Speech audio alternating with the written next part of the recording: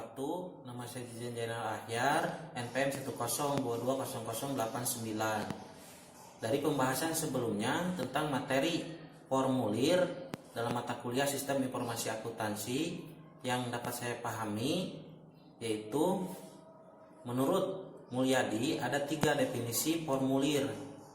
Formulir adalah dokumen yang digunakan untuk merekam terjadinya transaksi. Yang pertama itu, yang kedua, formulir disebut dokumen karena peristiwa yang terjadi di dalam organisasi direkam atau didokumentasikan di atas secari kertas.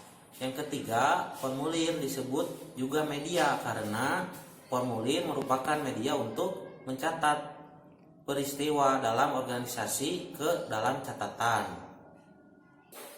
Jenis-jenis formulir ada 5 macam, yaitu 1. Formulir 1 set, kedua formulir continuous, ketiga formulir tanpa karbon, keempat formulir dengan tinta magnetis, yang kelima formulir optikal karakter. Manfaat atau kegunaan formulir: yang pertama untuk menemukan hasil kegiatan, yang kedua untuk mengingat aktiva dan utang-utang perusahaan, yang ketiga untuk memerintahkan suatu pekerjaan, yang keempat untuk penyusunan rencana kegiatan. Pergolongan formulir ada 2, yaitu menurut sumbernya dan menurut tujuannya. Formulir digolongkan menurut sumbernya. Ada formulir yang dibuat dalam perusahaan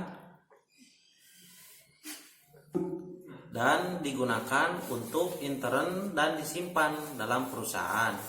Yang kedua, formulir yang dibuat dalam perusahaan dan dikirim kepada pihak luar. Yang ketiga, formulir yang diterima dari luar perusahaan.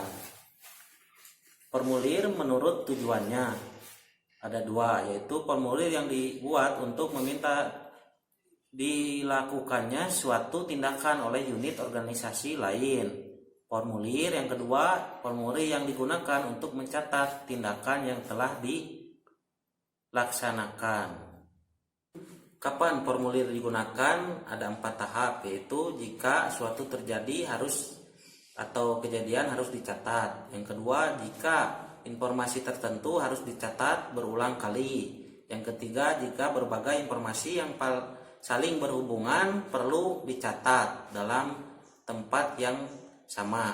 Yang keempat, jika dibutuhkan untuk melaporkan tanggung jawab terjadinya transaksi. Selanjutnya, dokumen sumber dan dokumen pendukung. Dokumen sumber yaitu dokumen yang dipakai sebagai dasar pencatatan ke dalam jurnal atau buku pembantu. Dokumen pendukung, dokumen yang melampirkan dokumen sumber sebagai bukti sahnya transaksi yang direkam dalam dokumen sumber.